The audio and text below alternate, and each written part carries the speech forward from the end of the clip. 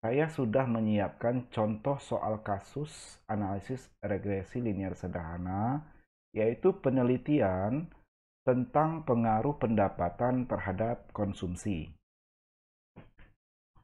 Dengan tingkat keyakinan penelitian atau confidence interval sebesar 95% dan probabilitas atau alfa 5%, suatu penelitian ingin mengetahui tentang pengaruh pendapatan terhadap konsumsi dengan data-data yang sudah ditabulasikan sebagai berikut. Jadi di sini sudah tersedia data pendapatan sebanyak 10 data dan juga data konsumsi dalam satuan ribu rupiah ini dalam 10 data. Kita sudah bisa menebak bahwa di sini ada dua variabel di mana terdiri atas variabel bebas yaitu pendapatan atau simbol X, ya biasanya variabel bebas disimbolkan huruf X, dan ada variabel terikat yaitu konsumsi atau sering disimbolkan huruf Y. Jadi di sini sekali lagi akan meneliti tentang pengaruh pendapatan terhadap konsumsi. Baik, dari data-data penelitian yang sudah ada ini, kita akan membahas beberapa hal berkaitan kebutuhan secara umum, kebutuhan yang diperlukan dalam penelitian, terutama bagi mahasiswa-mahasiswi yang akan melakukan penelitian atau menyelesaikan tugas akhir berupa skripsi, kalau menggunakan alat analisis regresi linear sederhana. Dengan tingkat keyakinan penelitian, sekali lagi, atau confidence interval sebesar 95%, dan taraf signifikansi penelitian atau tingkat kesalahan duga sebesar 5%, alpanya ya, serta menggunakan uji dua sisi, diminta untuk menentukan persamaan regresi linear sederhananya atau model regresinya dan sekaligus interpretasinya. Kedua, melakukan uji asumsi dasar, uji normalitas. Dalam hal ini kita memilih metode histogram dan pp-plot. Ketiga, melakukan uji asumsi klasik, yaitu berupa uji heteroskedastisitas menggunakan metode grafik scatter plot dan uji autokorelasi menggunakan metode uji Darwin-Watson atau DW. Selanjutnya, kita akan melakukan uji kelayakan model regresi atau goodness of fit meliputi analisis koefisien determinasi R-square dan uji hipotesis meliputi uji koefisien model regresi, uji F, dengan rumusan hipotesis HO B sama dengan 0, model regresi tidak signifikan digunakan sebagai alat prediksi, HA B tidak sama dengan 0, model regresi signifikan digunakan sebagai alat prediksi. Selanjutnya, uji hipotesis berikutnya, uji koefisien regresi variabel bebas atau uji T dengan rumusan hipotesis HO B sama dengan 0, pendapatan tidak berpengaruh signifikan terhadap konsumsi, HA B tidak sama dengan 0, pendapatan berpengaruh signifikan terhadap konsumsi. Jadi ini adalah pertanyaan-pertanyaan yang berkaitan analisis regresi sederhana secara lengkap ya. Mulai dari pembentukan model regresi sekaligus interpretasinya, selanjutnya pengujian normalitas datanya, uji asumsi klasik sekaligus uji kelayakan model meliputi koefisien determinasi dan uji F serta uji T. Mudah-mudahan ini bermanfaat nantinya ya. Kita lanjutkan. Dari pertanyaan-pertanyaan ini, tentu saja kita harus mengolah data yang sudah ada ini. Mengolah terlebih dahulu. Dalam hal ini kita menggunakan program SPSS. Saya sudah melakukan pengolahan datanya dan saya sudah screenshot ya langkah-langkah pengolahan data melalui SPSS. Jadi berdasarkan data kita akan kita melakukan input datanya menggunakan program SPSS. Kita tentu saja sudah diasumsikan atau dianggap sudah memiliki program SPSS di komputer atau laptop kita masing-masing. Kita buka program SPSS. Dan ketika pertama kali kita buka program SPSS, biasanya kita baiknya melakukan membuka halaman variable view. Ya, seperti di gambar di atas ini, yang ini adalah bentuk halaman variable view. Gunanya untuk kita menuliskan nama-nama variabelnya. Pada kolom name, kita tulis misalnya untuk variabel bebas X dengan label pendapatan. Dan measure jangan lupa kita ubah, kita ganti ke bentuk scale. Selanjutnya, kita juga tulis nama untuk variabel terikatnya dengan simbol Y pada kolom name. Pada label kita namain konsumsi variabel terikatnya. Dan juga measure atau skala ukurannya kita ubah ke bentuk scale. Selanjutnya, setelah kita melakukan penamaan variabel pada halaman variable view, kita buka halaman data view pada program SPSS. Gunanya untuk menginputkan data yang sudah kita siapkan, apakah melalui program MS Excel atau bisa kita input langsung di sini ya. Kita bisa ketik langsung pada halaman data view program SPSS. Jadi program SPSS ini terdiri atas dua halaman, yaitu halaman variable view untuk penamaan variabel dan juga halaman data view untuk menginput data-data yang akan diolah. Setelah kita input data yang diolah ini, kita langsung bisa melakukan analisis. Langkah-langkah analisis regresi, terutama analisis regresi sederhana dalam hal ini, kita mulai dari klik menu Analyze, kemudian pilih Regression, dan kita pilih Linear. Kita klik Linear. Sekali lagi, dari Analyze, Regression, Linear. Selanjutnya akan tampil kotak dialog Linear Regression. Pada kotak dialog Linear Regression, kita memasukkan variabel dependent, yaitu konsumsi, ke kotak pengisian dependent, dan kita memasukkan variabel independen atau variabel bebas ke kotak pengisian independen. Dalam hal ini, variabel dependentnya adalah konsumsi, dimasukkan di dalam kotak dependen Y, dan juga pada kotak independen variabel bebas kita masukkan variabel pendapatan atau X. Jadi jangan sampai keliru dalam memasukkan mana variabel dependen atau variabel terikat dan mana variabel independen atau variabel bebas. Setelah kita tepat memasukkan variabel berdasarkan kriteria variabel terikat dan variabel bebas ini, kita lanjutkan dengan mengklik menu Statistics. Sehingga akan terbuka kotak dialog Linear Regression Statistics seperti ini. Nah, pada kotak Linear Regression Statistics, secara default, program SPSS sudah mencentang pilihan menu Estimates dan Model Fit.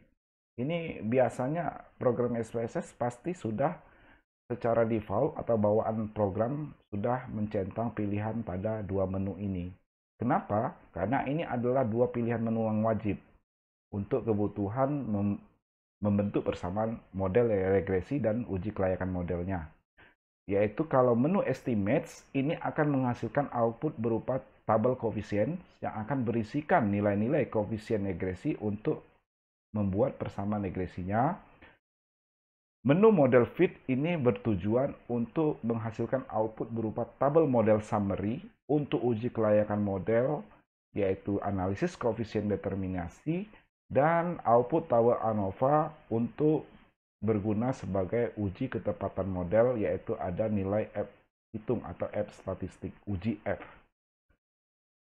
Yang perlu kita tambahkan adalah mengklik atau mencentang menu Darwin-Watson pada submenu Residuals. Ini dalam rangka kita nanti untuk keperluan uji autokorelasi, ya, dengan menggunakan metode Darwin-Watson, uji asumsi klasik, yaitu uji autokorelasi. Selanjutnya, kita klik menu Continue, sehingga akan terbuka kotak dialog menu Linear Regression Plots. kita klik dulu sebelumnya, klik menu plots ya. Setelah kita klik continue, kita klik menu plots sehingga terbuka kotak dialog linear regression plots. Pada kotak dialog linear regression plots, untuk kebutuhan analisis atau uji heteroskedastisitas menggunakan metode scatter plot, kita perlu memasukkan nilai z-pred atau nilai-nilai prediksi ke sumbu X, scatter X ini, dan juga nilai-nilai residual S-resid ke sumbu scatter Y. Ya. Jadi sekali lagi ini dalam rangka untuk keperluan pengujian heteroskedastisitas yang akan menghasilkan grafik scatter plot. Yang akan dianalisis adalah antara nilai residual dihubungkan dengan nilai-nilai prediksinya. Jadi untuk sumbu Y adalah S-resid kita masukkan, dan untuk sumbu X kita masukkan nilai Z-pred, nilai prediksi. Kita perlu tambahkan juga selanjutnya centang pada bagian submenu standardized residual plots, kita centang pilihan histogram sama normal probability plots. Menu ini berguna untuk keperluan uji normalitas data. Jadi kita akan sekaligus melakukan uji asumsi dasar, yaitu uji normalitas menggunakan metode histogram dan normal probability plots. Setelah semuanya kita penuhi, mana yang kita perlu masukkan dan kita pilih, lalu klik continue. Tombol continue ini. Selanjutnya kita klik menu save. Setelah tombol continue, kita klik menu save sehingga akan terbuka kotak dialog linear regression save. Pada kotak dialog linear regression save, kita centang pada pilihan menu unstandardized di submenu predicted values dan juga unstandardized pada submenu residuals. Kedua pilihan menu ini kita butuhkan pertama predicted values untuk menghasilkan data, nilai-nilai data prediksi, dan pada bagian residual untuk menghasilkan nilai-nilai residual. Jadi nanti pada halaman input SPSS akan bertambah dua kolom data baru, yaitu data-data prediksi variabel terikat dan data-data residual atau selisih antara nilai Y observasi dikurangi dengan Y prediksi. Selanjutnya kita klik continue. Hingga kembali ke kotak linear regression, kita tidak perlu mengklik menu lainnya, dan kita akhiri untuk mengakhiri proses analisis dan melihat output atau hasil analisis regresinya, kita akhiri dengan klik menu OK, sehingga nanti akan terbuka output atau hasil analisis regresi sederhana ini.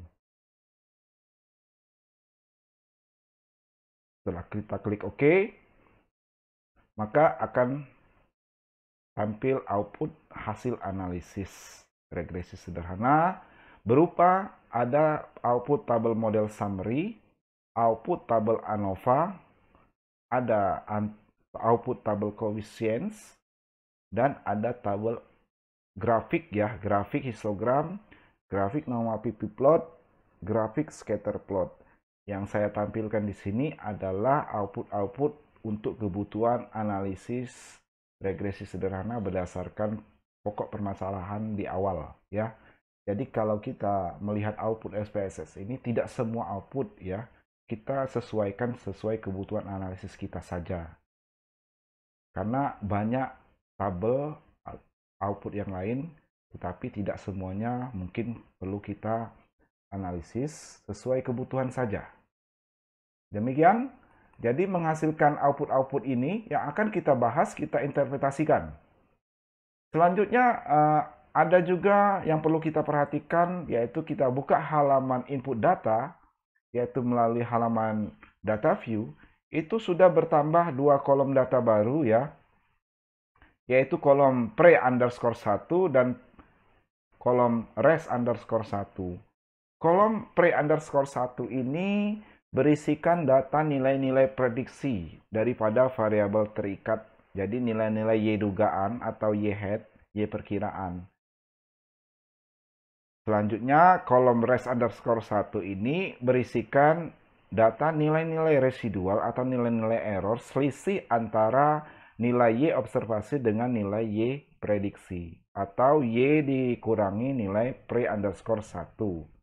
Misalnya, untuk data pre underscore 1 ini data-data prediksi atau data-data ramalan Y, ini adalah berdasarkan model regresi yang sudah kita bentuk dan kita masukkan nilai-nilai variabel bebas masing-masing ini akan menghasilkan nilai-nilai prediksi berdasarkan nilai-nilai X yang diketahui, nilai-nilai X observasi ini. Inilah nilai-nilai prediksi daripada konsumsi berdasarkan nilai-nilai pendapatan yang diketahui. Selanjutnya pada kolom res underscore 1, ini merupakan selisih atau residual atau error, di mana nilai-nilai ini adalah nilai-nilai selisih antara nilai Y observasi dengan nilai Y prediksi. Misalnya kalau 4,81818 ini adalah hasil dari pengurangan atau selisih dari Y observasi 70 dikurangi Y prediksi, nilai-nilai prediksi 65,818182, sehingga hasilnya 4,81818. Kemudian selanjutnya yang ini, nilai Y 65, Y observasi ini, nilai kenyataan, dikurangi nilai Y prediksi 75,36364 menghasilkan nilai selisihnya negatif atau minus 10,36364. Begitu juga selanjutnya. 90, Y observasi 90 dikurangi Y prediksi 85,545 ini menghasilkan selisihnya sebesar 4,45455. Jadi sudah jelas bahwa kolom pre underscore 1 adalah nilai-nilai prediksi konsumsi berdasarkan nilai-nilai X observasi yang diketahui, dan nilai-nilai kolom residual underscore 1 ini berisikan nilai-nilai selisih atau residual atau error, di mana kenyataan tidak sesuai harapan. Harapan tidak mencapai kenyataan atau ada selisih ya, residual. Berisikan selisih antara nilai-nilai Y kenyataan pada masing-masing dengan dikurangi nilai Y prediksi pada masing-masing ini. Demikian, jadi kebutuhan untuk output dan halaman data view yang sudah bertambah kolom data baru sudah saya jelaskan. Selanjutnya kita akan membahas atau menganalisis pertanyaan-pertanyaan pokok permasalahan yang perlu dibahas pada analisis regresi sederhana secara lengkap. Pertama, berkaitan dengan pertanyaan pertama, yaitu yang menanyakan bagaimana membentuk persamaan regresi sederhana sekaligus interpretasi ya. Nomor 1 ini.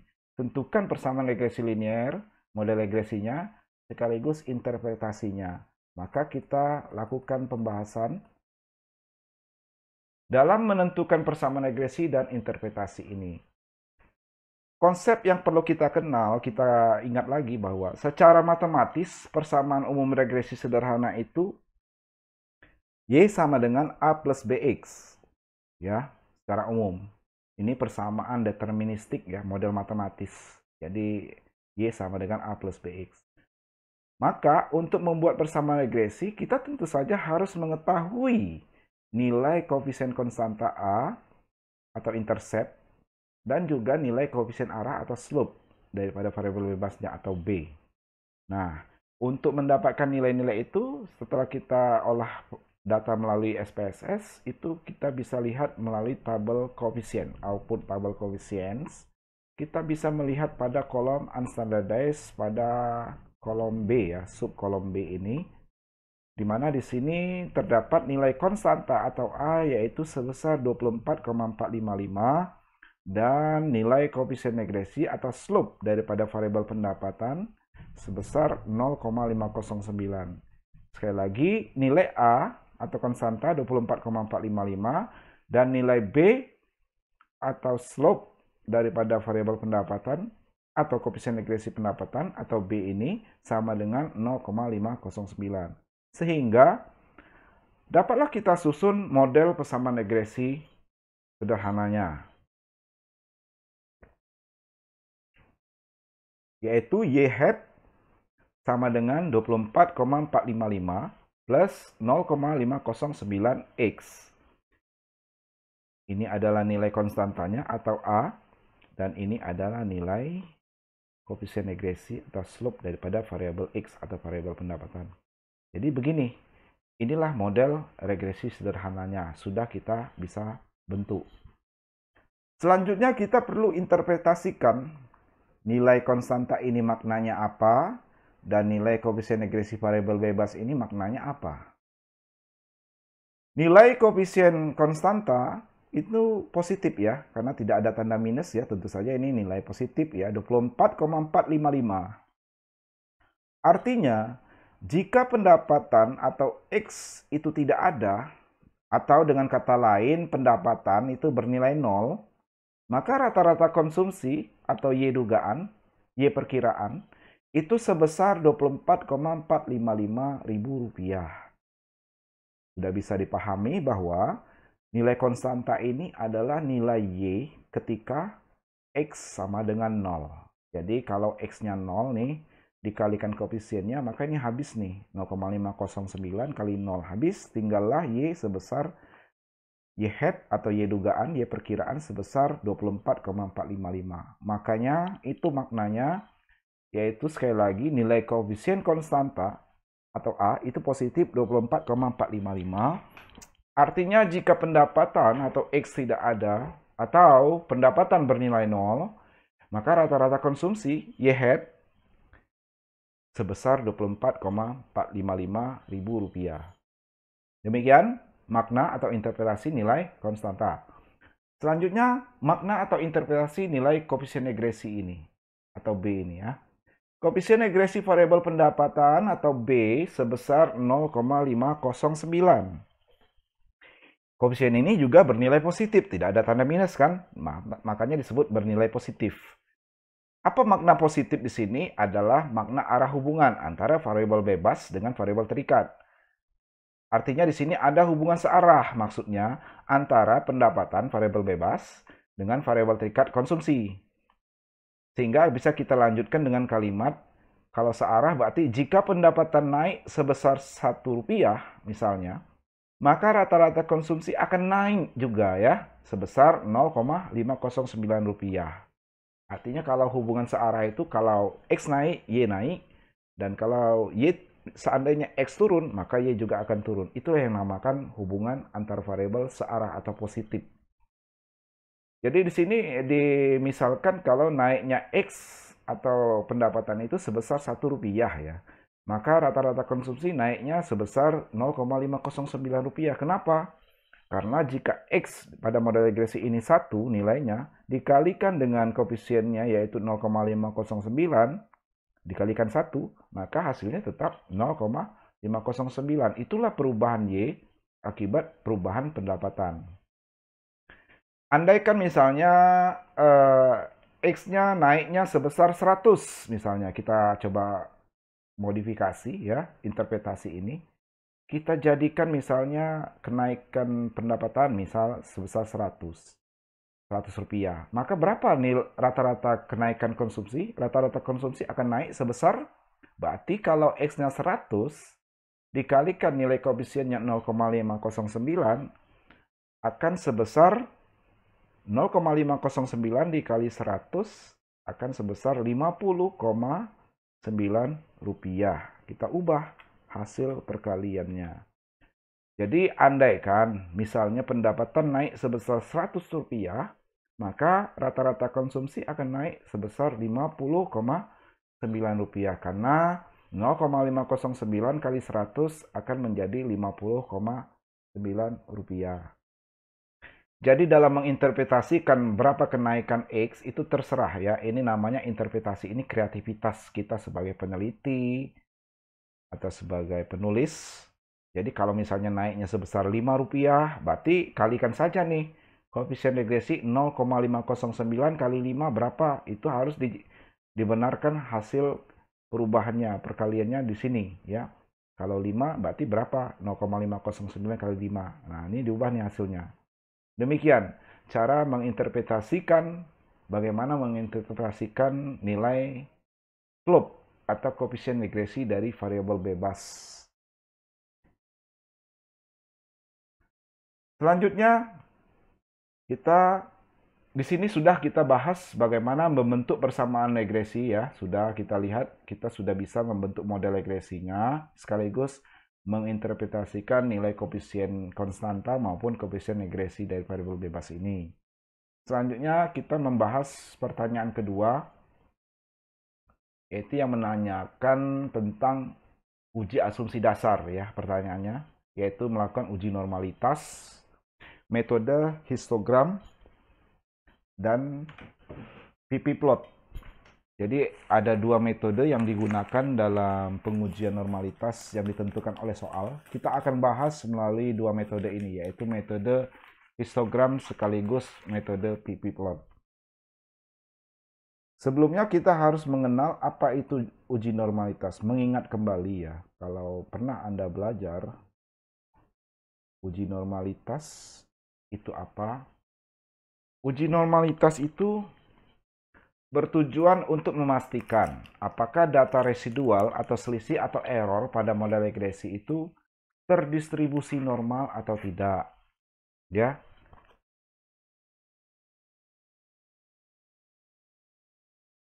Karena analisis statistik parametrik, regresi ini kan analisis statistik parametrik ya, itu mensyaratkan residual harus berdistribusi normal.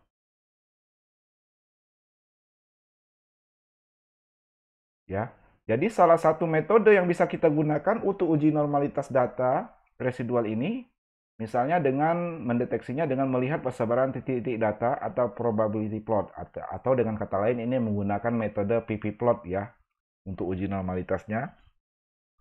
Kriterianya adalah data residual dikatakan berdistribusi normal jika data residual menyebar di sekitar garis diagonal dan mengikuti arah garis diagonal atau grafik histogramnya.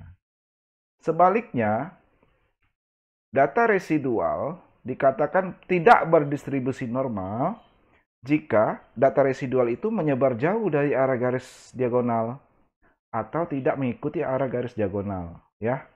Jadi begini kriteria pengambilan keputusan apakah nanti residualnya disimpulkan berdistribusi normal atau tidak. Jadi memperhatikan titik-titik sebaran data residualnya di sekitar garis diagonal. Selain menggunakan PP plot, juga bisa kita deteksi normalitas residual data itu dengan menggunakan grafik histogram, di mana residual data dikatakan berdistribusi normal jika kurva berbentuk simetris dan sebagian besar data residualnya, yaitu histogramnya, berada di bawah kurva normal. Jadi kita nanti akan menguji normalitas menggunakan dua metode ini, yaitu metode PP plot dan metode histogram. Ada sebenarnya cara lain yang secara kuantitatif, yaitu menguji normalitas menggunakan metode uji Kolmogorov-Smirnov.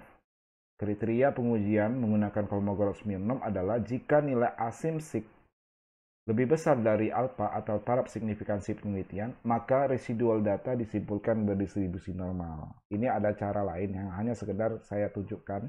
Tetapi dalam kasus ini kita tidak membahas uji normalitas secara kuantitatif. Kita akan membahas yaitu uji normalitas menggunakan visualisasi grafik, yaitu grafik PP plot dan histogram. Langsung kita lihat bagaimana pembahasan hasil uji normalitas.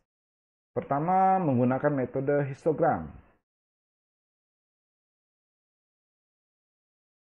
Pada gambar output SPSS berupa histogram ini, kita lihat bahwa sebagian besar data berada di bawah kurva normal. Dan kurva normalnya ini kurva normal ya, berbentuk simetris, kiri kanannya seimbang atau sama sisi. Jadi berbentuk genta atau lonceng ini, kurva normal ini, bentuknya sempurna ya, tidak condong ke kiri, tidak miring ke kiri, tidak juga miring ke kanan ya, bentuknya tidak tinggi ke kanan atau tinggi ke kiri. Jadi tepat berada di tengah-tengah nilai rata-ratanya. Sehingga, dan juga kita perhatikan sebagian besar data yang berbentuk grafik batang atau histogram ini berada di bawah kurva normal. Walaupun ada beberapa data yang melampaui kurva normal, tetapi secara umum sebagian besar data berada di bawah kurva normal. Dan juga yang perlu diingat, kurva normalnya sendiri yang berbentuk genta atau lonceng ini berbentuk simetris, kiri kanannya seimbang atau sama kedua sisi ya. Jadi dapat disimpulkan bahwa data residual pada model regresi itu berdistribusi normal. Demikian metode histogram dalam pengujian normalitas residual data model regresi. Selanjutnya kita bisa juga dengan melihat mendeteksi normalitas menggunakan grafik normal pp-plot of regression standardized residual ini. Kita perhatikan pada gambar pp-plot ini, nilai-nilai antara nilai-nilai harapan dan nilai-nilai kenyataan ya pada sumbu Y ini expected probabilitas atau nilai-nilai kumulatif daripada nilai-nilai harapan, dan nilai sumbu horizontal adalah nilai-nilai kumulatif daripada nilai-nilai kenyataan. Ini terlihat, yang kita perhatikan titik-titik residualnya ini titik-titik residual atau selisih ini ya, berada di sekitar garis diagonal, mengikuti arah garis diagonal, tidak jauh, tidak menjauhi garis diagonal, walaupun ada sedikit yang sini, tapi masih berada mendekati garis diagonal ya. Jadi kita lihat sekali lagi titik-titik data residual itu menyebarnya di sekitar garis diagonal dan cenderung mengikuti arah garis diagonal ini. Sehingga dapat disimpulkan bahwa data residual pada model regresi ini berdistribusi normal ya. Jadi sekali lagi titik-titik residual ini semuanya berada mendekati garis diagonal ya. Kalau dikatakan menyimpang itu kalau titik-titik data menjauhi, seperti misalnya di sini beradanya atau di sini ya. Titik-titik residualnya itu baru disebut menyimpang atau tidak mengikuti arah garis diagonal. Jadi kalau titik-titik residual ini kita tarik atau kita hubungkan melalui garis, kita tarik garis, ini garisnya akan melingkari garis diagonal ya, berada di sekitar garis diagonal. Demikian, sehingga berdasarkan metode pp-plot dapat disimpulkan juga bahwa data residual pada model regresi ini berdistribusi normal. Baik, demikian untuk uji normalitas. Selanjutnya kita akan melihat uji asumsi klasiknya. Pengujian asumsi klasik pada model regresi itu sebenarnya ada 3 ya. Ada uji yang utama ya, uji multikolinearitas, uji heteroskedastisitas, dan uji autokorelasi. Tetapi pada model regresi sederhana, penelitian yang menggunakan alat analisis regresi sederhana tidak dilakukan uji asumsi klasik, yaitu uji multikolinearitas tidak dilakukan. Kenapa? Karena uji multikolinearitas itu bertujuan untuk mendeteksi apakah adanya korelasi antara variabel bebas, korelasi yang tinggi antara variabel bebas yang akan mempengaruhi pengaruh atau hubungannya terhadap variabel terikat. Jadi intinya uji multikolinearitas itu tidak dilakukan pada regresi sederhana karena uji multikolinearitas itu untuk pengujian asumsi klasik di mana variabel bebas itu lebih dari 1. Misalnya 2 atau seterusnya, lebih dari 1 ya, untuk regresi ganda. Kalau regresi sederhana yang kita bahas sekarang hanya terdiri atas satu variabel bebas saja, satu X. Jadi tidak mungkin ada terjadi korelasi antara variabel bebas. Sehingga tidak perlu dilakukan uji asumsi klasik multikolinearitas pada alat analisis regresi linear sederhana. Jadi yang kita lakukan pada alat analisis regresi sederhana ini, uji asumsi klasiknya 2, yaitu uji heteroskedastisitas dan uji autokorelasi.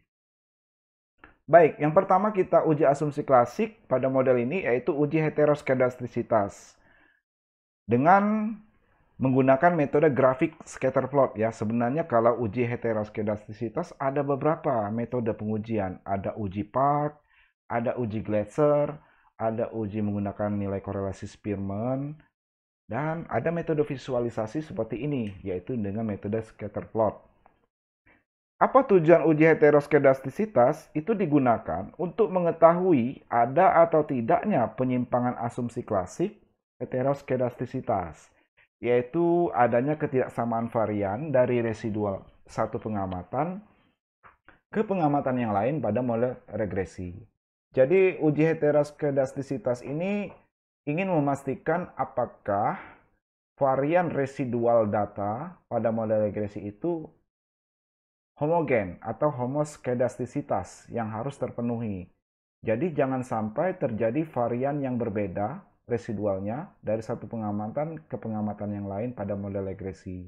Kalau terjadi perbedaan varian, ketidaksamaan varian, maka itulah yang disebut penyimpangan dari syarat dari asumsi klasik regresi linier. Dasar pengambilan keputusan pada metode ini kita metode grafik scatter plot ya. Dasar pengambilan keputusan atau kriterianya, jika ada pola tertentu seperti titik-titik residual yang ada itu membentuk pola tertentu yang teratur, bergelombang, melebar, kemudian menyempit, maka model regresi telah terjadi heteroskedastisitas.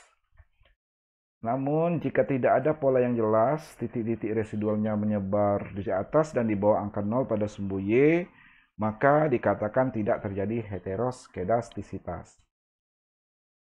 Baik, kita lihat bagaimana kita menganalisis atau mengujinya hasil uji heteroskedastisitas menggunakan metode grafik scatter plot.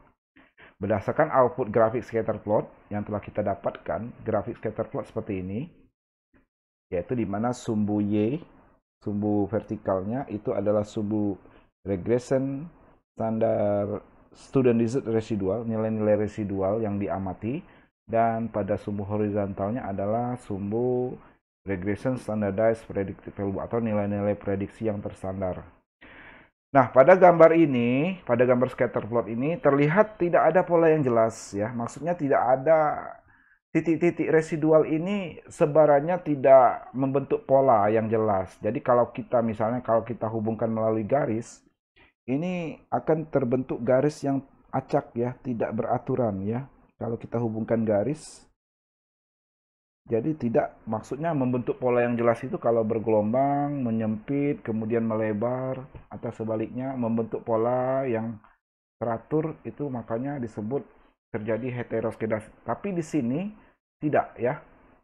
Dan juga titik-titik residual ini menyebarnya di atas dan di bawah angka 0 pada sumbu Y. Ini angka 0, titik-titik residual ada di atas angka 0 dan ada di bawah angka 0. Dan juga tidak lebih dari 2 dan min 2 ya. Jadi masih berada pada posisi residual yang masih dikatakan variannya sama ya.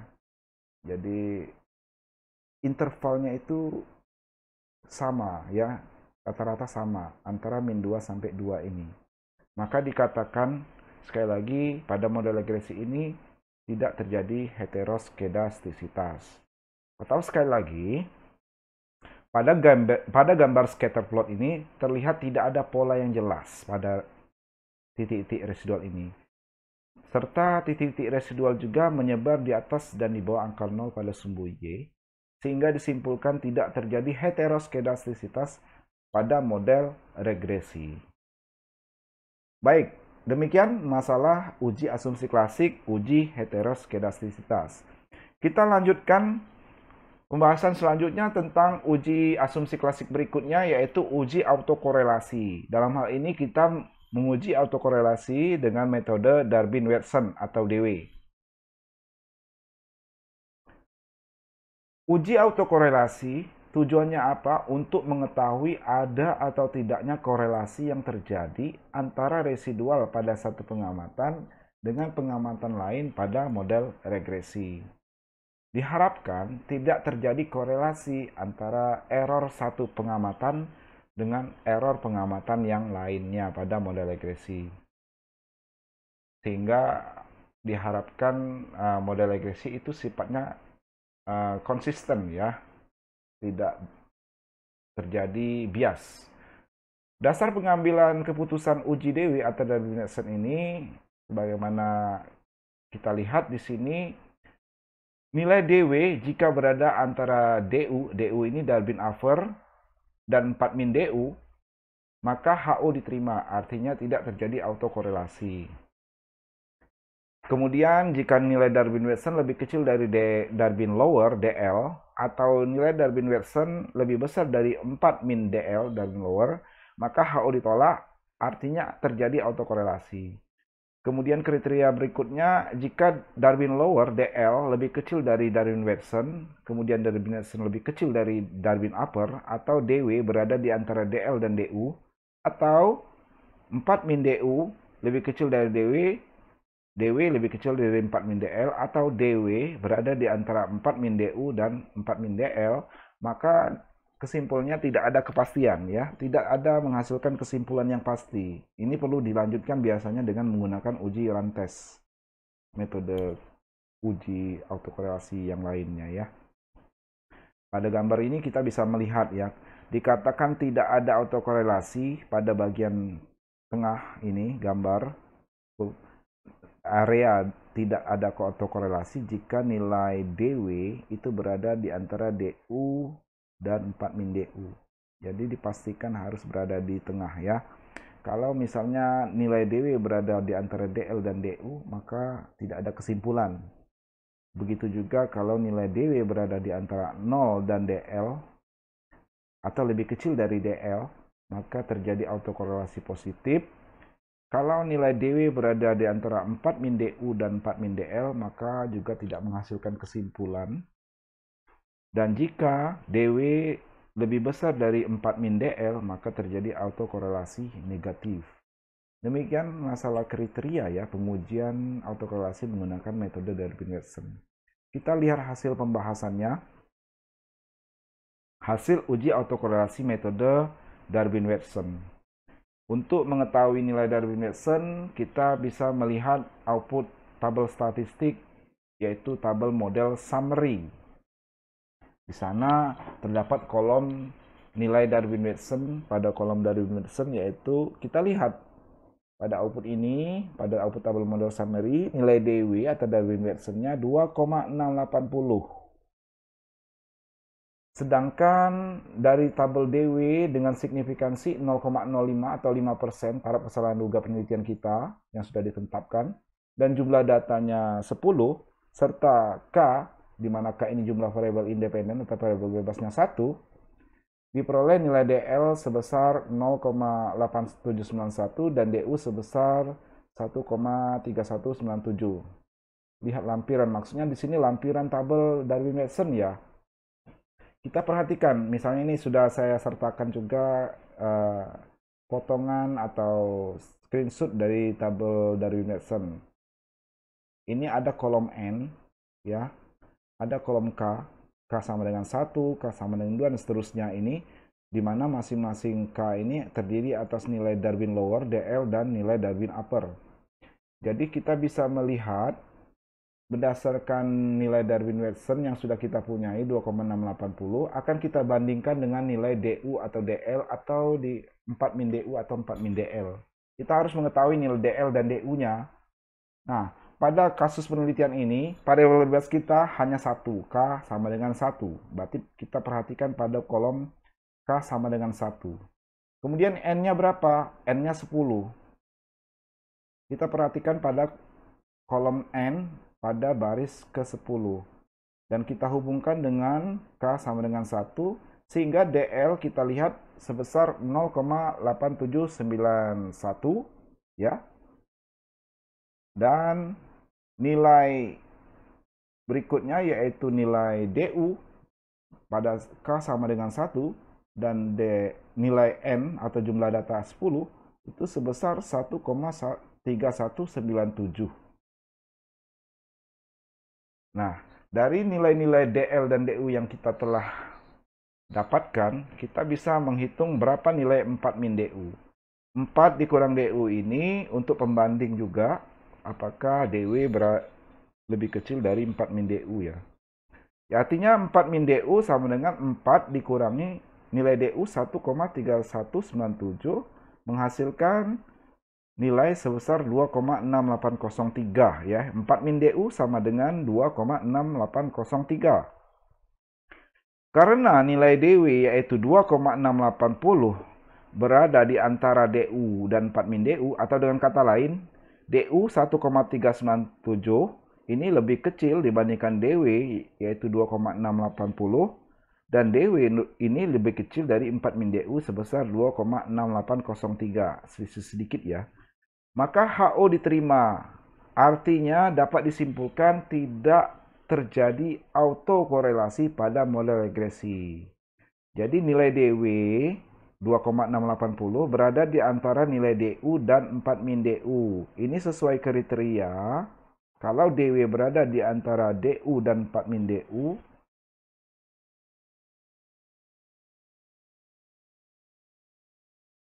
ya, kita lihat kriteria sebelumnya.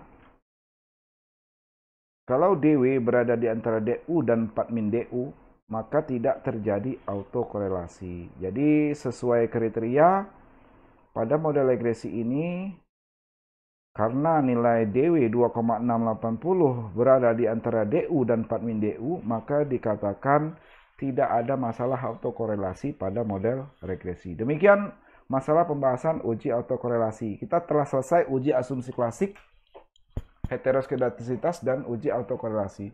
Selanjutnya kita membahas uji kelayakan model ya. Uji kelayakan model dalam hal ini ada 3 hal ya, 3 pembahasan, 3 analisa. Yang pertama kita lihat analisis koefisien determinasi, lalu uji F dan uji T nantinya. Kita pahami dulu apa itu uji kelayakan model atau goodness of fit model. Itu dilakukan untuk mengidentifikasi model regresi itu yang terbentuk layak atau tidak untuk menjelaskan pengaruh dari variabel bebas terhadap variabel terikat. Jadi uji kelayakan model regresi ini digunakan untuk mengetahui ya, mengidentifikasi model regresi yang sudah kita bentuk itu termasuk model regresi yang baik atau layak atau tidak untuk kita gunakan sebagai alat memprediksi atau untuk melihat pengaruh variabel bebas terhadap variabel terikat. Uji kelayakan model dalam model regresi ini dapat dianalisis melalui analisis koefisien determinasi R-square, dan nantinya kita lihat bisa juga melihat uji hipotesis yaitu uji F dan uji T. Baik, pertama kita lihat analisis koefisien determinasi untuk uji kelayakan model ini. Secara konsep, nilai koefisien determinasi R-square itu mencerminkan seberapa besar variasi perubahan dari variabel terikat Y yang dapat diterangkan oleh variabel bebas X.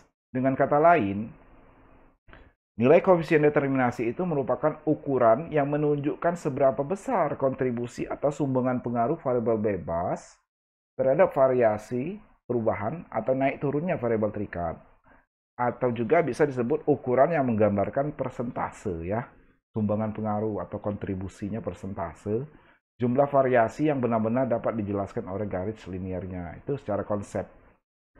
Intinya, analisis koefisien determinasi ini untuk melihat kontribusi, kemampuan dari variabel bebas dalam menjelaskan variasi perubahan variabel terikat ya. Seberapa besar kontribusinya dalam menjelaskan variasi perubahan variabel terikat.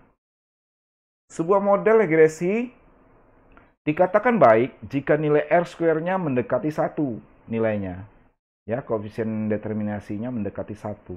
Artinya model regresi dianggap atau semakin layak atau mampu untuk menjelaskan variasi perubahan variabel terikat. Sebaliknya, jika nilai koefisien determinasi atau R-square-nya mendekati 0 nilainya, maka model regresi disebut kurang baik. Jadi baik buruknya model regresi itu ditentukan oleh nilai R-square yang letaknya antara interval 0 dan 1. 0 sampai 1 ya. Baik, kita lihat bagaimana kita bahas hasil analisis koefisien determinasi.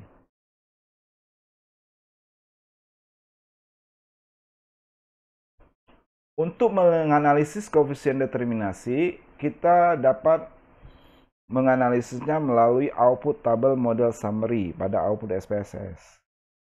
Pada kolom R-square. Nah, kita lihat di sini, berdasarkan output tabel model summary ini diketahui nilai koefisien determinasi melalui kolom R square yaitu sebesar 0,962. Jadi berdasarkan nilai koefisien determinasi ini dapat disimpulkan bahwa besarnya kontribusi atau sumbangan pengaruh pendapatan, ya, pengaruh variabel bebas pendapatan X terhadap variasi atau naik turunnya konsumsi atau Y sebesar 96,2%. Jadi kontribusi ini bicara persentase ya. Kalau 0,962 dijadikan persen itu artinya sebesar 96,2%. Sedangkan sisanya sebesar 3,8%. Ya, karena 100% dikurangi 96,2% itu menghasilkan sisa 3,8%. Itu disebabkan oleh faktor-faktor lain yang tidak dimasukkan dalam model atau tidak diteliti. Misalnya ada faktor bebas, variabel bebas lainnya seperti harga, selera, jumlah penduduk, dan lain-lain yang juga sebenarnya mempengaruhi konsumsi seseorang. Tetapi variabel-variabel ini adalah variabel random atau variabel epsilon atau error yang tidak diteliti. Jadi ini hanya mengasumsikan bahwa ada variabel-variabel lain yang juga turut mempengaruhi tapi tidak dimasukkan dalam model atau tidak diteliti. Sekali lagi, nilai R square atau nilai koefisien determinasi sebesar 0,962. Artinya, besarnya kontribusi atau sumbangan pengaruh pendapatan terhadap variasi atau naik turunnya konsumsi Y sebesar itu 96,2%. Sedangkan sisanya 3,8% itu disebabkan faktor-faktor lain yang tidak diteliti. Kita perhatikan juga bahwa nilai koefisien determinasi ini sebesar 0,962, artinya semakin mendekati 1 nilainya. Atau kalau dalam persentase mendekati 100%. 96,2% artinya makin mendekati 100%. Sehingga model regresi ini dinyatakan baik ya. Dinyatakan baik, good of fit. Sehingga dianggap mampu, model regresi ini mampu menjelaskan variasi perubahan variabel terikat. Dengan kata lain, variabel bebas yaitu pendapatan dalam model regresi ini layak digunakan untuk menjelaskan variasi perubahan variabel terikat penelitian yaitu konsumsi. Demikian analisis koefisien determinasi dalam kasus penelitian ini. Next, kita lihat bagaimana proses uji kelayakan model berikutnya. Dalam hal ini uji hipotesis ya. Ini adalah bagian penting ya dalam alat analisis regresi linear sederhana ini, yaitu uji hipotesis. Tentu saja dalam penelitian kuantitatif perlu adanya hipotesis atau jawaban sementara dari permasalahan yang ada pada penelitian. Jadi kita perlu menduga ya, menduga atau memberi jawaban sementara atas rumusan permasalahan yang kita teliti. Jadi di sini uji hipotesis nanti ada dua ya. Ini pertama kita bahas uji F, nanti kita lanjut uji T. Pertama uji F. Uji F ini dalam rangka menguji koefisien model regresi secara menyeluruh atau disebut juga uji ketepatan model regresinya ya. Uji F digunakan untuk uji ketepatan model. Apakah model regresi mampu menghasilkan nilai prediksi yang menggambarkan kondisi sesungguhnya. Artinya, apakah model regresi yang kita gunakan, yang kita bentuk itu, mampu memprediksi populasinya secara kenyataan sesungguhnya. Jadi mewakili populasi, kondisi sesungguhnya ya. Atau uji F ini memastikan apakah variabel bebas yang digunakan pada model regresi mampu secara signifikan atau tidak dalam memprediksi variasi perubahan variabel terikatnya. Jadi menguji signifikansi model regresi ya. Adapun tahapan uji F atau tahapan uji ketepatan model ini pertama menyusun hipotesis HO dan HA, kedua membandingkan nilai F hitung dengan F tabel ya, di mana nilai F hitung kita bisa lihat nanti pada output tabel ANOVA pada kolom pada output SPSS pada tabel ANOVA ya, analysis of variance pada bagian sub kolom F. Sedangkan untuk dibandingkan nilai F tabel, kita mencari nilai F tabel dulu, yaitu pada tabel statistik F berdasarkan 3 kriteria dalam mencari nilai F-table, yaitu berdasarkan nilai probabilitas penelitian atau alfa atau tingkat kesalahan duga sebesar 0,05 yang sudah ditetapkan. Lalu degree of freedom 1 atau derajat kebebasan 1, DF1, yaitu dengan rumusan total variabel dikurang 1. Total variabel itu artinya baik variabel bebas maupun variabel terikatnya dihitung. Dikurang 1. Dan degree of freedom 2, DF2, derajat kebebasan yang kedua, itu dengan formula N min K min 1, di mana N itu jumlah data, K itu adalah menyatakan jumlah variabel bebas dalam model regresi, dan dikurang 1. Ini formulanya. Nilai F-table juga dapat dicari melalui lembar kerja aplikasi Excel dengan kita ketik pada lembar worksheet atau lembar kerja di Microsoft Excel, yaitu sama dengan FINP, buka kurung, kita input nilai probabilitasnya atau alfanya 5%, kemudian dipisah titik koma atau koma, kemudian input juga nilai DF1 yaitu 1. Kenapa 1? Karena DF1-nya total variabel penelitian kita kan 2 ya, yaitu 1 variabel X dan 1 variabel Y. Jadi ada 2 variabel, baik bebas maupun terikat, dikurang 1. Makanya di sini ditulis 2 kurang 1 ya 1 ya.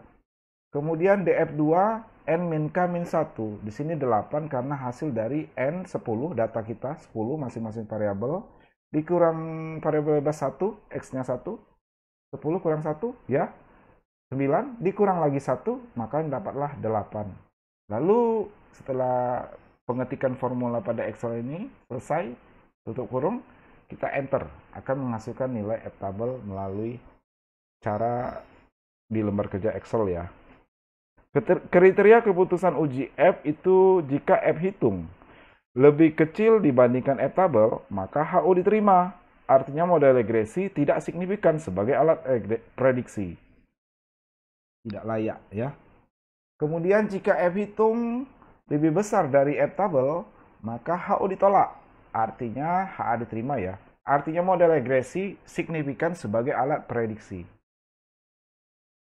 Tahapan berikutnya setelah kita mendapatkan hasil uji F dan kesimpulan, juga perlu kita dukung dengan penggambaran visualisasi berupa gambar daerah penerimaan dan penolakan HO dalam rentang tingkat keyakinan atau confidence interval penelitian yang sudah ditetapkan, dengan menempatkan nilai F-table dan F hitung pada area keputusan yang tepat berdasarkan hasil uji F. Ini adalah tahapan-tahapan uji F secara ringkas ya. Selain uji F juga ada untuk uji ketepatan model. Uji F ini bisa alternatif menggunakan uji signifikansi model regresi atau uji SIG ya secara singkat, yaitu dengan membandingkan nilai probabilitas alfa signifikansi model regresi ya, nilai signifikansi atau probabilitas dari model regresi, nilai SIG dengan alfa, taraf signifikansi penelitian atau taraf kesalahan duga. Jadi membandingkan nilai SIG dengan alfa ya. Kriteria pengambilan keputusan, jika nilai SIG lebih besar dari alfa, HO diterima, artinya model regresi tidak signifikan sebagai alat prediksi. Kalau nilai SIG lebih kecil dari alfa, maka HO ditolak, artinya model regresi signifikan sebagai alat prediksi. Ini kriteria pengambilan uji SIG.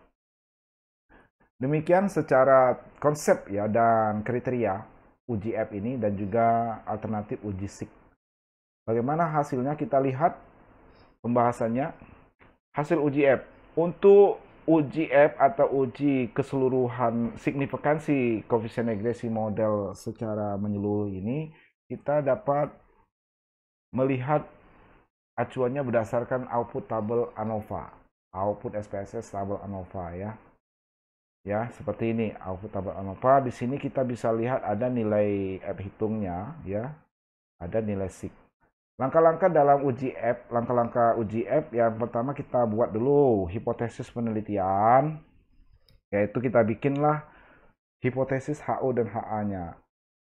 Seperti ini, HO B sama dengan 0, model regresi tidak signifikan sebagai alat prediksi. Ini hipotesis statistik, dan ini bentuk hipotesis kalimatnya ya, bahwa model regresi tidak signifikan sebagai alat prediksi. Selanjutnya, hipotesis alternatif HA, B tidak sama dengan 0. Dengan hipotesis kalimatnya, model regresi signifikan sebagai alat prediksi. Jadi kita buat dulu hipotesis penelitian dalam menguji hipotesis F ini, uji F.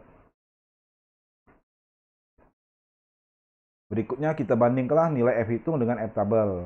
Dari output SPSS kita sudah tahu dari tabel ANOVA ini, pada kolom F, nilai F hitung kita lihat sebesar 202,868 ya. Sudah jelas ya, pada kolom F ini adalah nilai F statistik atau F hitung 202,868.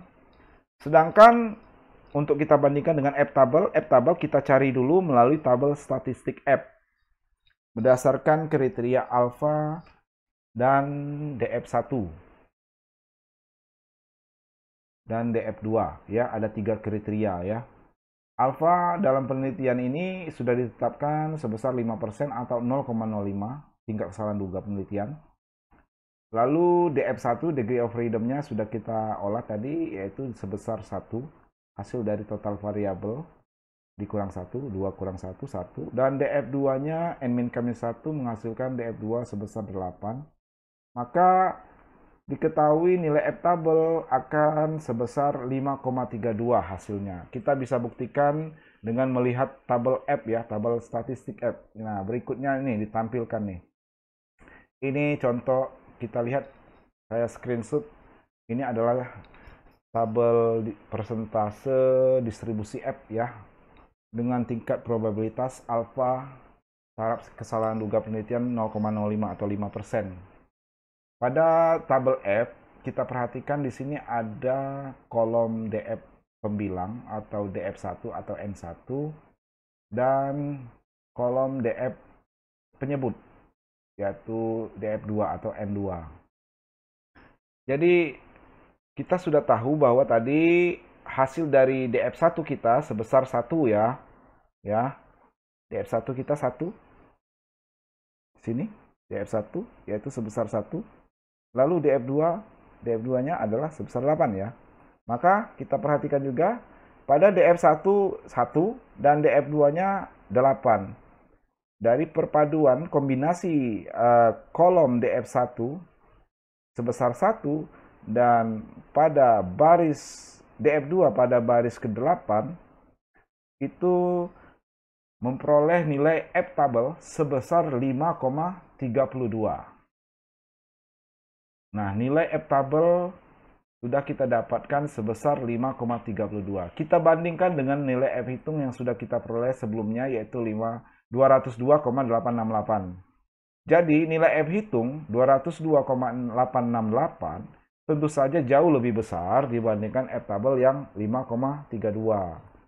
Berdasarkan kriteria keputusan uji F, kalau F hitung lebih besar dari F tabel, maka HO ditolak, sehingga HA yang diterima. Jadi kita kembali kepada rumusan hipotesisnya tadi sebelumnya ya.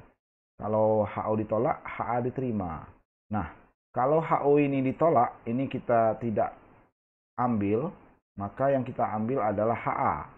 Kesimpulannya, model regresi signifikan sebagai alat prediksi. Ini kalimatnya ya. Jadi, karena F hitung lebih besar dari F tabel, maka HO ditolak, sehingga HA diterima. Disimpulkan bahwa model regresi signifikan atau mampu digunakan sebagai alat prediksi ya. Baik, itu kesimpulan hasil uji F. Setelah kita mendapatkan kesimpulan hasil uji F, kita lanjutkan dengan penggambaran kurva uji F ini, yaitu meliputi daerah penerimaan dan penolakan H0. Nah, begini bentuk kurva pengujian. Biasanya uji F itu lebih fokus ke sisi kanan ya, karena cenderung nilai F hitung itu pasti biasanya positif ya, makanya di sisi kanan fokusnya, hingga bentuk kurvanya juga untuk sisi kiri kepotong, tidak difokuskan. Pada gambar pengujian daerah penerimaan dan penolakan H0, ini ada daerah terima H0 yang tidak diarsir dan juga ada daerah yang ditolak, HO ditolak, yaitu daerah yang diarsir ini ya. Ini daerah HO ditolak. Dan penempatan nilai F tabel itu tepat berada di antara HO ditolak dan HO diterima. Jadi F tabel ini sebagai titik kritis ya. Titik kritis antara area HO ditolak dengan HO diterima. Tepat berada di tengah-tengah atau batas area antara HO diterima dan HO tolak. Jadi penempatan nilai F tabel perhatikan harus tepat berada di antara itu. Di antara HO diterima, HO ditolak. Karena ini nilai kritis. Nilai F hitung 202,868. Tentu saja berada posisinya di sebelah kanan daripada nilai F tabel. Semakin besar ya. Anggap saja ini 202 berada di area di sini. Pasti setelah 5,32 nilai F tabel ya. Berarti nilai F hitung ini 202,868 berada di area yang diarsir, yaitu HO ditolak. Masuk di area HO ditolak. Sehingga disimpulkan, karena sama keputusannya HO ditolak, model regresi signifikan sebagai alat prediksi. Jadi ini mendukung dari hasil uji F tadi ya, pada penggambaran kurva uji F ini. Nilai F hitung berada juga di area HO ditolak. Ada cara lain untuk uji ketepatan model selain uji F dan penggambaran kurva, yaitu dengan melihat melalui uji signifikansi model regresi atau uji C. Itu bisa kita lihat juga berdasarkan output tabel ANOVA pada kolom SIG. Diketahui nilai signifikansi model regresinya sebesar 0,000. Nah, kita lihat pada output tabel ANOVA ya, kolom SIG. Nah, di sini ada kolom SIG, nilai SIG-nya adalah 0,000. Nilai signifikansi model ya, regresi yaitu sebesar 0,000.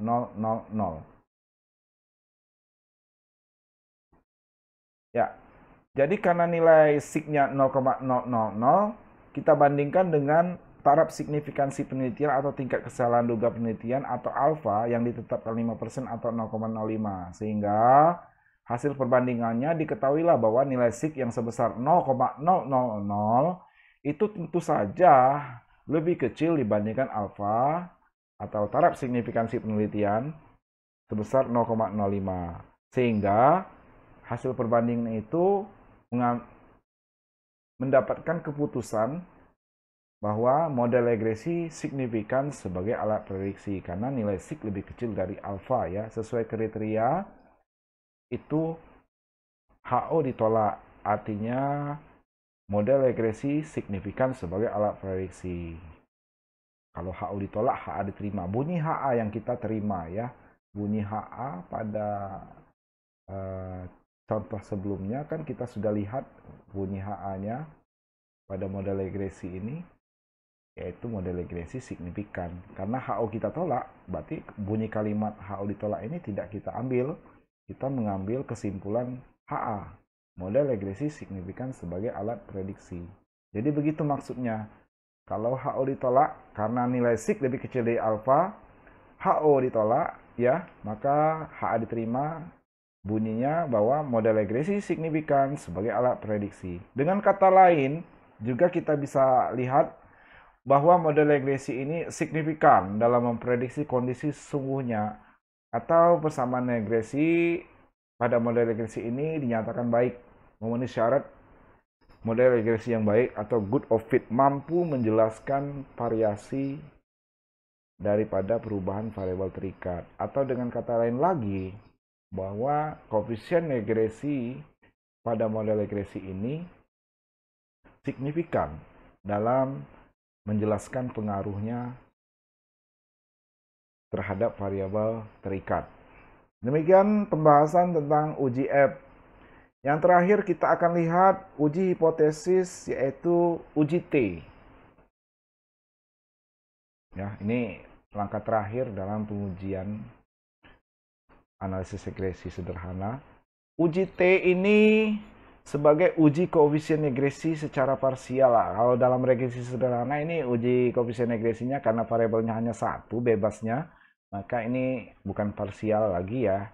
Uji koefisien regresi yaitu uji slope daripada variabel bebas ya. Apakah signifikan atau tidak nilai slope atau koefisien regresi variabel bebas itu.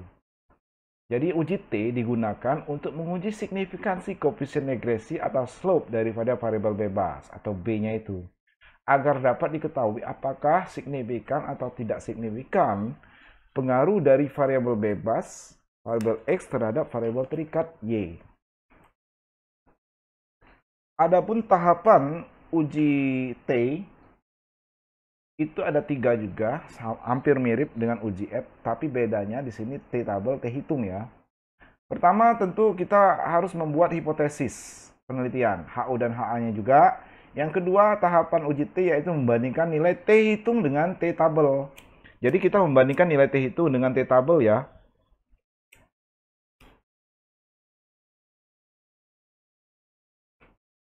Nanti hasil T hitung dibandingkan dengan nilai T tabel. T hitung kita bisa ketahui nilainya berdasarkan output SPSS pada tabel koefisien di kolom T. Sedangkan nilai T tabel kita harus cari ya nilainya pada tabel statistik T berdasarkan kriteria pencarian alfa 5% yang sudah ditetapkan atau 0,05 dan DF dengan rumusan N-K-1 di mana K itu jumlah variabel bebas dalam model regresi. Nilai T tabel juga bisa dicari melalui lembar kerja aplikasi MS Excel dengan cara ketik sama dengan TINV buka kurung, kita ketik alfanya atau taraf signifikansi penelitian 5%, lalu dipisah titik koma atau koma, lalu kita input juga nilai DF-nya, DF ini sama seperti DF perhitungan DF pada kriteria uji F ya. Jadi DF ini kan N 10, data kita kan 10, N-nya dikurangi K, jumlah variabel kita cuma 1, X-nya 1, dikurang 1. Jadi 10 kurang 1 kurang 1, maka DF-nya 8 ya. Maka ini rumusan atau ketikan formula pada lembar kerja Excel untuk mencari nilai T tabel. Lalu enter. Akan menghasilkan nilai T tabel yang sama dengan pembacaan nilai T tabel pada tabel statistik F. Adapun kriteria keputusan uji T secara konsep, jika T hitung lebih kecil dari T tabel, ya, maka HO diterima. Artinya pendapatan tidak berpengaruh signifikan terhadap konsumsi. Ini kalau nilai T hitungnya positif ya, dibandingkan dengan nilai T tabel yang positif. Kalau T hitungnya negatif, kalau T hitungnya ternyata min, maka kalau nilai T hitungnya minus atau min T hitung itu harus lebih besar dibandingkan min T tabel supaya HO diterima. Jadi sama keputusannya HO diterima.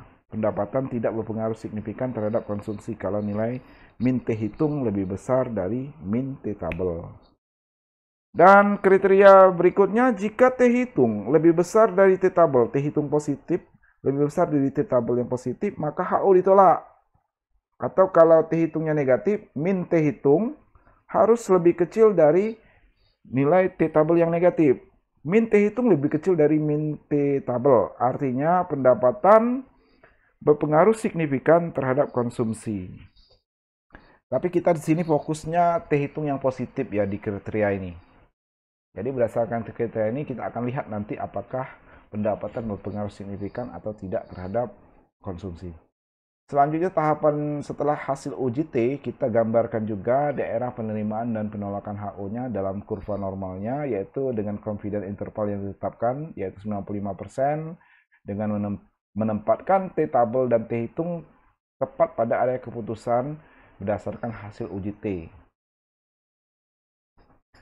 Selain menggunakan uji T, ya, juga ada uji signifikansi koefisien regresi variabel bebas ini dengan melalui uji signifikansi koefisien regresi atau uji SIG ya, sama seperti halnya uji F, juga bisa kita lakukan uji SIG pada mode uji T ya, pada uji T. Yaitu membandingkan nilai probabilitas atau signifikansi koefisien regresi atau SIG dari variabel bebas itu dengan taraf signifikansi penelitian atau taraf kesalahan duga atau alfa. Jadi membandingkan nilai SIG dengan alfa dengan kriteria jika SIG lebih besar dari alfa, HO diterima, artinya pendapatan tidak berpengaruh signifikan terhadap konsumsi. Sebaliknya jika nilai SIG lebih kecil dari alfa, maka HO ditolak, artinya pendapatan berpengaruh signifikan terhadap konsumsi. Demikian, ini konsep dan kriteria daripada uji T. Kita lihat bagaimana pembahasan hasil uji T ya. Untuk menganalisis atau menguji hipotesis melalui uji T, kita berpatokan pada output tabel coefficients, di mana terdapat output pada kolom T, pada bagian variabel pendapatan, pada baris pendapatan, ini ada nilai T hitung variabel pendapatan, yaitu sebesar 14,243, dan juga nilai SIG-nya sebesar 0,000. Ini kebutuhan untuk uji signifikansi koefisien regresi variabel pendapatan. Jadi kita fokus pada tabel koefisien pada kolom T dulu ya. Jadi uji T, langkah-langkah penyelesaiannya pertama membuat hipotesis penelitian dulu, yaitu membuat HO dan HA-nya. Di mana kita bikin HO, slope B-nya sama dengan 0, pendapatan tidak berpengaruh signifikan terhadap konsumsi. HA, B atau slope ini tidak sama dengan 0, di mana kalimatnya pendapatan berpengaruh signifikan terhadap konsumsi. Ini hipotesisnya ya, kita buat dulu HO dan HA. Selanjutnya, tahapan berikutnya dalam uji T yaitu kita bandingkan nilai T hitung dengan T tabel. Nilai T hitung kita bisa dapatkan dari tabel koefisien di kolom T.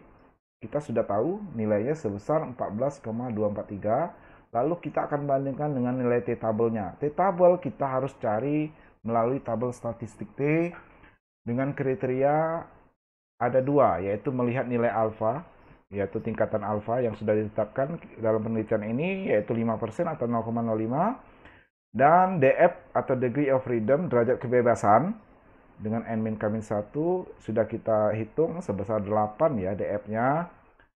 Maka berdasarkan dua kriteria ini, alfa 0,05 dan DF sebesar 8, diperoleh nilai T tabel sebesar 2,306. Kita bisa buktikan melalui tabel T. Ini saya tampilkan ya, screenshot tabel T, tabel titik persentase distribusi T. Nah, di sini ada baris probabilitas, terdapat kolom-kolom daripada taraf signifikansi penelitian, tingkat kesalahan duga atau alfa, dan kolom DF, degree of freedom, ya, baris-baris mulai dari 1 sampai dan seterusnya. Sehubungan nilai probabilitas kita atau alfa kita 5%, kalau dia uji dua sisi dibagi 2 0,025, maka pada kolom ini ya, yang alfa 0,05 atau PR ini probabilitas ya atau alfa. 0,05-nya itu pada baris kedua ini. Maksudnya kalau 0,025 ini pengujian satu sisi ya, melihat luas daerah di satu sisi, apakah sisi kanan, sisi kiri.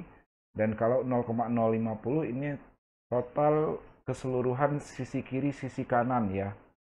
Jadi sebesar alfanya atau tingkat kesalahan duganya 0,05 atau 0,050 sama ya dengan 0,05.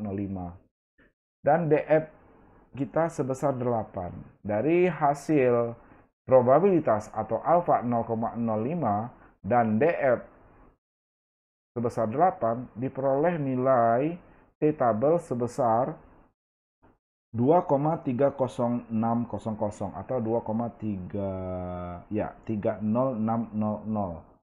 Nah, berdasarkan T tabel yang sudah kita peroleh, kita bandingkan dengan T hitung yang sudah kita peroleh sebelumnya berdasarkan output tabel koefisien di kolom T.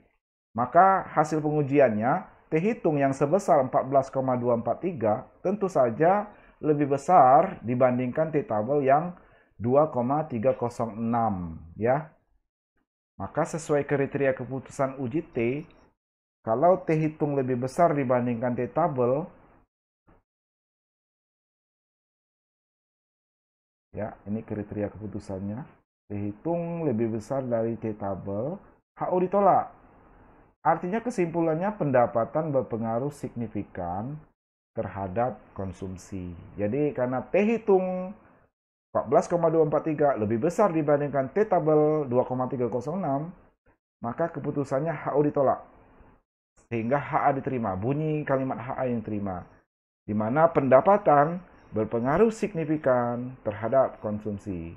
Demikian hasil uji T.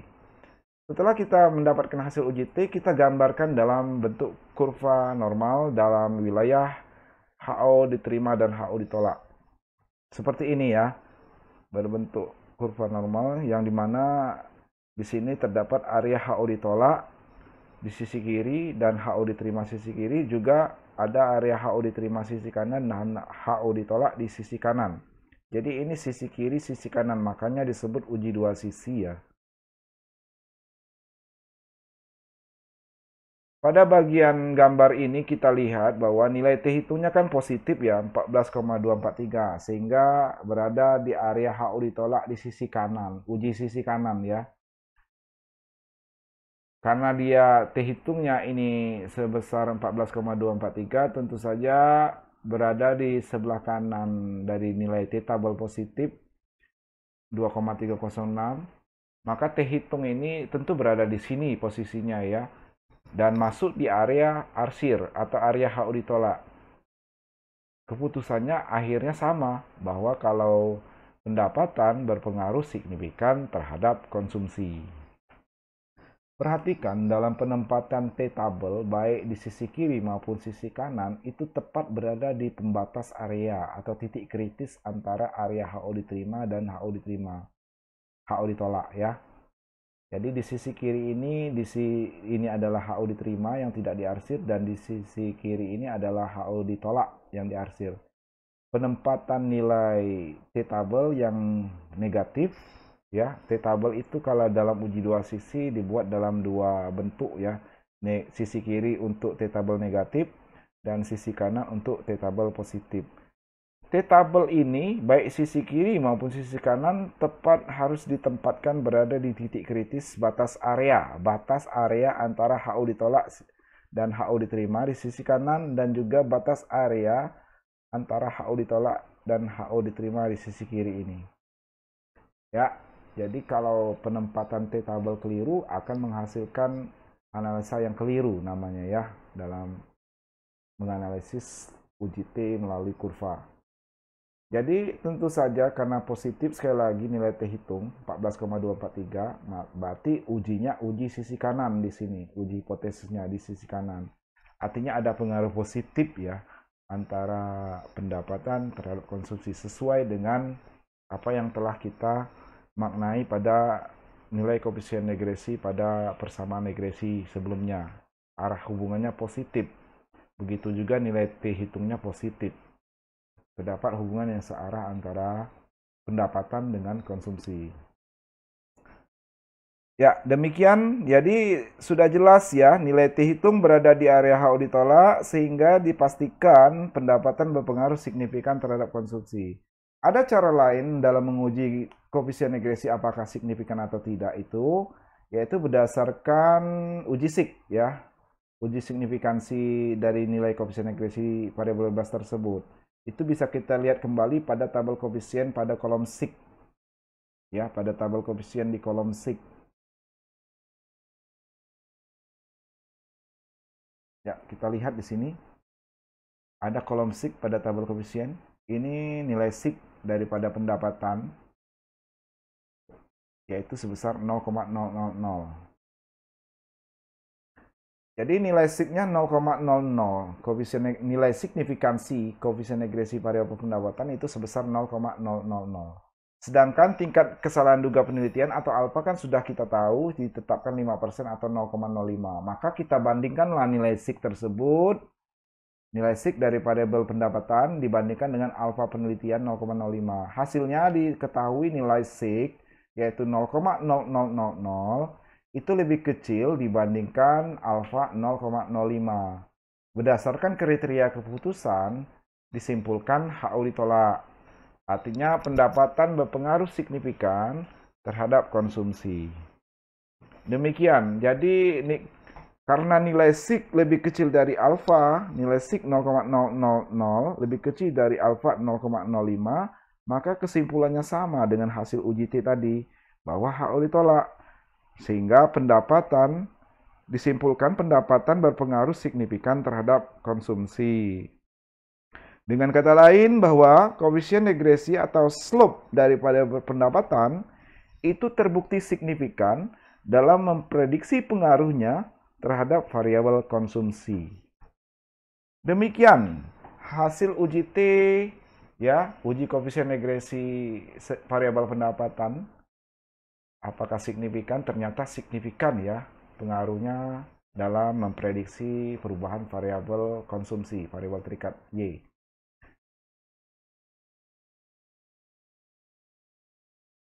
Nah, jadi topik pembahasan selesai ya secara lengkap. Kita sudah bahas semua. Mudah-mudahan ya apa yang saya bagikan, berbagi ilmu, berbagi pengetahuan itu mendatangkan manfaat, bisa bermanfaat bagi teman-teman ya atau mahasiswa-mahasiswi yang menyimak penjelasan saya ini. Semoga ada manfaat apa yang telah saya jelaskan dari sejak awal hingga terakhir penjelasan ya. Mohon maaf jika ada kekurangan atau kesalahan dalam membahas atau menjelaskan materi tentang analisis regresi linear sederhana dengan SPSS ini. Saya sekali lagi mohon maaf. Terima kasih atas perhatian teman-teman, sahabat, mahasiswa-mahasiswa sekalian. Saya akhiri, alhamdulillah. Assalamualaikum warahmatullahi wabarakatuh. Selamat malam. Dah.